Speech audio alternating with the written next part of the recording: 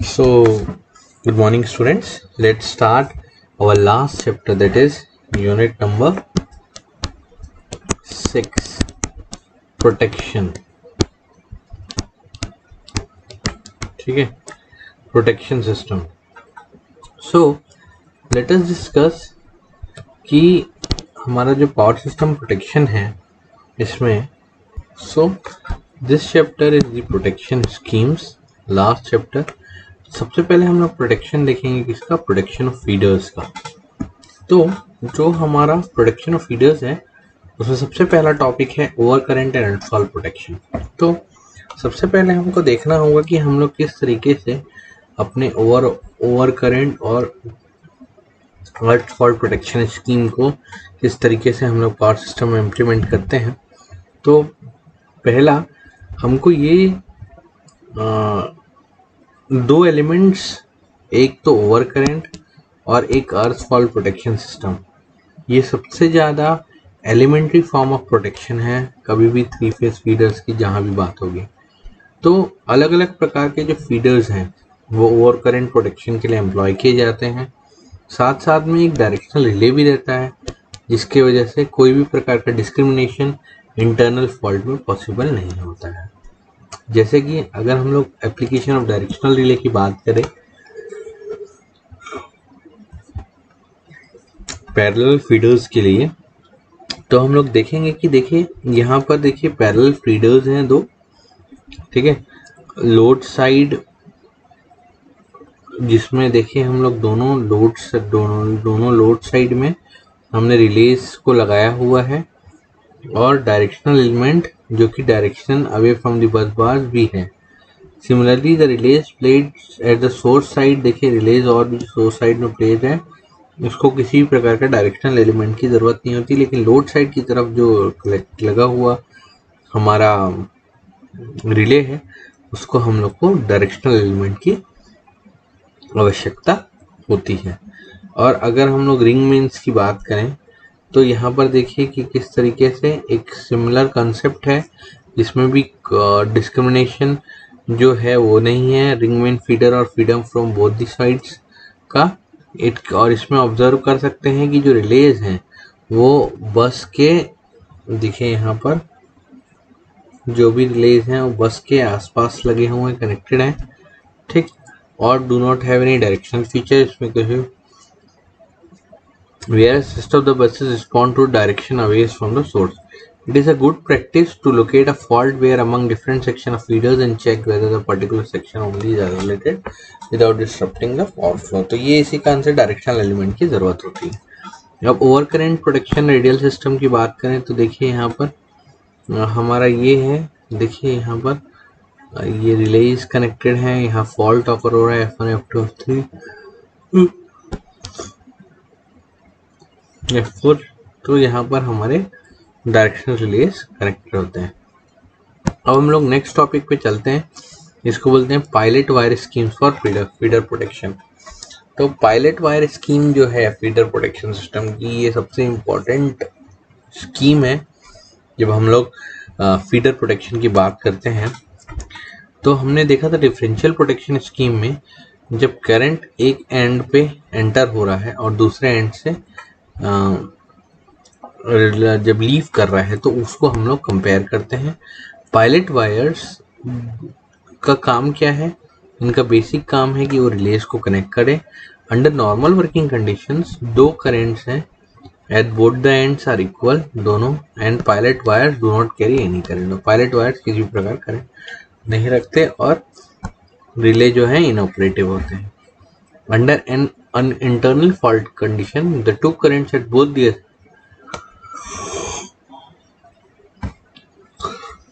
और जब किस नॉर्मल वर्किंग कंडीशन में तो दोनों करंट्स के एंड्स इक्वल होते हैं और पायलट वायर्स कोई भी प्रकार का करंट कैरी नहीं करते और रिले इनऑपरेटिव होता है। लेकिन अगर किसी भी प्रकार का इंटरनल फॉल्ट आया है तो दोनों जो करंट्स हैं वो बोथ द एंड्स में एक समान नहीं होंगे, जिसकी वजह से इंटरनल सर्कुलेटिंग करंट फ्लो हो जाता है पायलट वायर से और वो रिले को ट्रिप करता है।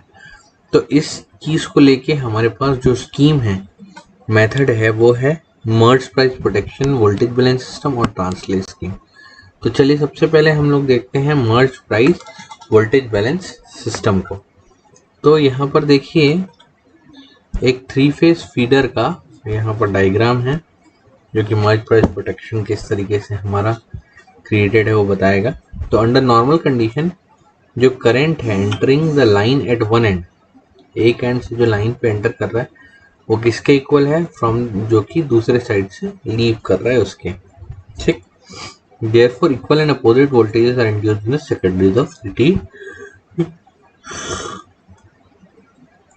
सिटीज के सेकेंडरीज में equal and opposite voltage induce हो जा रहा है दोनों एंड्स पे और कोई भी प्रकार का करंट नहीं फ्लो कर रहा रिले। लेकिन फॉल्ट कंडीशंस जैसी आएंगी हमारी वैसे ही हमारा दो करंट्स दोनों एंड पे क्या हो जाएंगे, डिफरेंट हो जाएंगे, दोनों एंड्स पे क्या हो जाएंगे, और सेकेंडरी वोल्टेज दोनों सिटीज का क्या हो जाएगा, वो भी डिफर करेगा। तो जिसके कारण से एक सर्कुलेटिंग करंट पायलट वायर के थ्रू क्या करेगा, यहाँ पर मूव करेगा और इससे हमको पता चल जाएगा कि देयर इज अ फॉल्ट और सर्किट ब्रेकर को वो आइसोलेट करने के लिए अपना सिग्नल भेज देगा। तो let's take the advantages of this Merz Price protection scheme. का एडवांटेजेस क्या है कि इसको हम लोग पैरेलल और रिंग मेन सिस्टम दोनों में यूज कर सकते हैं और ये हमारा इंस्टेंटेनियस प्रोटेक्शन देता है ग्राउंड फॉल्ट्स के कंपैरिजन में के केसेस में, ठीक है। सो ये एक बहुत इंपॉर्टेंट एस्पेक्ट है। अगर हम लोग लिमिटेशंस की बात करें, सिटीज को हम लोग को प्रॉपरली चेक करना है। दूसरा, पायलट वायर्स अगर हेल्दी नहीं है तो डिसकंटिन्यूटी आ जाएगी और ये इकोनॉमिकली नॉट स्टेबल है क्योंकि जो पायलट वायर्स हैं उनकी साइज हाई कॉस्ट जो है बहुत ही ज़्यादा हाई होती है। और अगर हम लोग बड़े लॉन्ग पायलट वायर्स की बात करें तो कैपेसिटिव इफेक्ट जो है वो बायस्ड है, ठीक है, बायस है ऑपरेशन ऑफ लेस को देख के, और एक लार्ज वोल्टेज ड्रॉप हमारा पायलट वायर्स में आता है और एक प्रॉपर इंसुलेशन हमको प्रोवाइड होता है। So this is the merge Price protection scheme. अब हम लोग देखते हैं यहाँ पर ट्रांसले स्कीम। तो ट्रांसले स्कीम जो है वो एक डिफरेंशियल रिले का एक प्रकार है, is another type of differential relay, translay relay. तो इसका जो अरेंजमेंट है वो over current relay is similar to over current relay, लेकिन इसकी सेकेंडरी वाइंडिंग क्लोज नहीं होती है अपने आप, और इसके एडिशनली एक कॉपर रिंग या कॉपर शेडिंग बैंड्स हम लोग सेंट्रल लिम में लगाते हैं, जैसे कि हम लोग यहाँ देख सकते हैं, ठीक है। यहाँ पर देखिए एडिशनली कॉपर रिंग लगाया गया है, ठीक है। In this scheme two such relays are employed at the ends, one shown in figure. दो रिलेज हम लोग देखें, एक यहाँ पर इसके एंट्रिंग एंड में और इसके क्या बोलते हैं क्लोजिंग एंड पे हम लगा रहे हैं दोनों रिलेज को।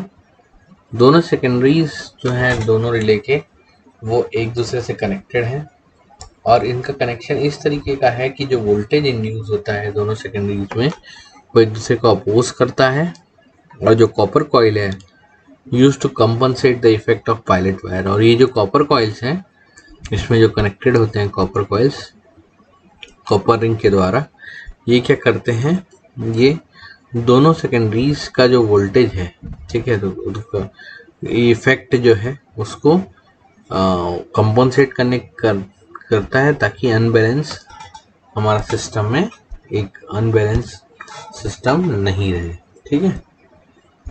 तो नॉर्मल ऑपरेटिंग कंडीशन की बात करें तो current eight both the ends जो है हमारे वो सेम रहते हैं, ठीक है, और किसी प्रकार का करंट जो है वो फ्लो नहीं करता है और दोनों सेकेंडरीज में वोल्टेज जो है वो सेम रहते हैं और दोनों वोल्टेज एक अपोजिशन में होते हैं और किसी प्रकार का करंट जो है वो हमारे सेकेंडरी सर्किट्स में नहीं बहता है और किसी प्रकार का टॉर्क हमारे डिस्क में कभी भी नहीं होता है। लेकिन जैसे ही फॉल्ट ऑकर होता है तो दोनों करंट्स दोनों एंड्स के फीडर्स पे डिफरेंट हो जाते हैं, जिसके कारण से एक अनइक्वल वोल्टेजेस हमारे सेकेंडरीज में इंड्यूस हो जाता है, जिसकी वजह से सर्कुलेटिंग करंट फ्लो होना चालू हो जाता है सेकेंडरी सर्किट में और टॉर्क जो है वो एक्सर्ट होता है हमारे डिस्क में हर एक रिले के। लेकिन जैसे सेकेंडरीज जो हैं वो अपोजिशन में हैं, जैसे ही सेकेंडरीज हमारे अपोजिशन में आते हैं तो जो टॉर्क है एक रिले का वो ऑपरेट करता है और दूसरे को ट्रिप करता है। लेकिन जो दूसरा रिले है वो क्या करता है, इस ऑपरेशन को रिस्ट्रिक्ट करता है। ठीक है, तो ये इस तरीके से हमारा जो सिस्टम है वो इस पर्टिकुलर ट्रांसले मेथड या ट्रांसले स्कीम से कार्य करता है। ठीक है, अब हम लोग देखेंगे कि ये जो कॉपर रिंग लगाते हैं उसका काम क्या होता है। तो जो कॉपर रिंग होता है उसका अनबैलेंस जो भी देखिए, जो नॉर्मल रिलेज हैं वो सारे के सारे ऑपरेट होते हैं जब ये हमारा जो क्या बोलते हैं रिले हैं वो unbalance current in the current transformer series में अगर अनबैलेंस आता है तो कॉपर रिंग्स को ऐसे एडजस्ट किया जाता है कि जो टॉर्क है करंट इंड्यूस होने के कारण से कॉपर रिंग में, उसके कारण से जो प्राइमरी वाइंडिंग रिले है जो कि रीस्ट्रेनिंग और डिस्क रोटेट करने नहीं देता, ये इसको एडजस्ट करता है और effect of unbalance existing between the current transformers को हम लोग क्या कर सकते हैं, रिमूव कर सकते हैं। ठीक है, फीडर करंट चूंकि फीडर करंट दोनों एंड पे समान होता है ना, लेकिन एक कैपेसिटिव करंट हमारे पायलट में फ्लो कर देता है जिसकी वजह से जो वोल्टेज है वो 90 डिग्री का हो जाता है। तो कॉपर रिंग्स को इस तरीके से एडजस्ट किया जाए ताकि किसी भी प्रकार का टॉर्क हमारे डिस्क में ऐसा एग्जर्ट ना करे और जिसकी वजह से कैपेसिटिव पायलट वायर्स करंट जो हैं प्रॉपरली काम करें। ठीक है, अब हम लोग इसके एडवांटेजेस में चलते हैं। तो एडवांटेज कि इसमें 2 पायलट वायर्स का रिक्वायरमेंट होता है, जैसे कॉस्ट बहुत सस्ता होता है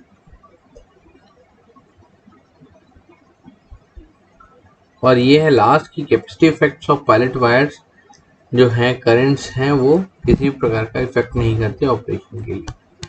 सो दिस इज दी